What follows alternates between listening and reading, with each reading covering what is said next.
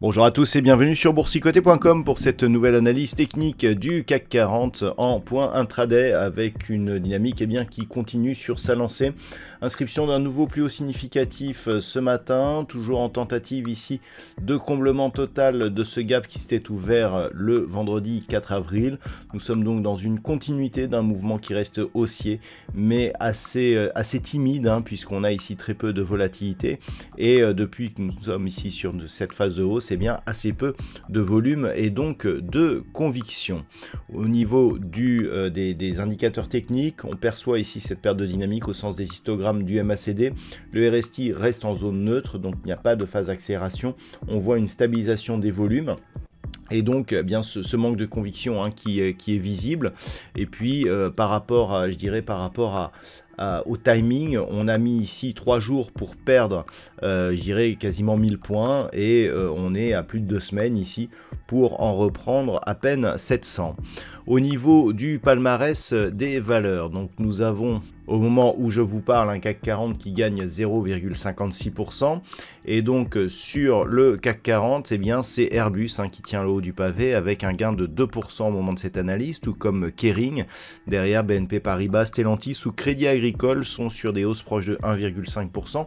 On peut noter un bon positionnement des valeurs du luxe et des valeurs bancaires aujourd'hui. Au niveau des plus fortes baisses, on trouve Edenred qui continue donc à baisser suite aux dernières annonces du Brésil, donc moins 2,8% au moment de cette analyse.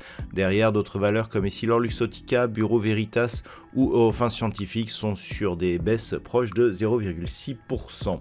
Donc pas de gros gadins à part Edenred aujourd'hui. Donc au niveau du contexte géopolitique, on a appris que les États-Unis laissaient planer une incertitude sur la mise en place des droits de douane d'une manière stratégique, donc ça ne va pas aller dans le sens de marché, d'avoir des marchés plutôt rassurés.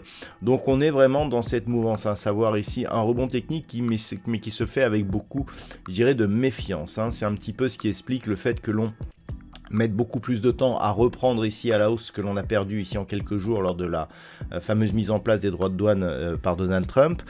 Donc quelque part, on est toujours dans ce contexte, c'est-à-dire en absence de nouvelles, on remonte tout doucement.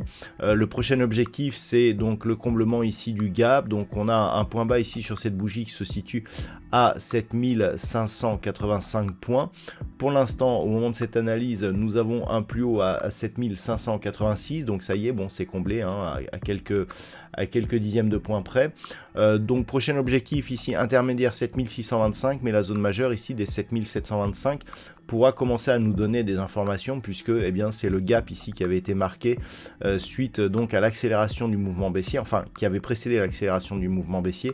Cette zone ici 7725 7800 points, si elle était comblée, sera intéressante à observer. Dans l'attente, on est dans un rebond timide, donc qui n'exclut pas une reprise d'une dynamique baissière qui pourrait être potentiellement forte. Donc c'est ce qu'il faudra observer. Donc les premiers signaux, d'une éventuelle reprise d'un mouvement baissier serait la rupture ici des 7385, le comblement de ce gap et accélération possible ici sous 7075 points.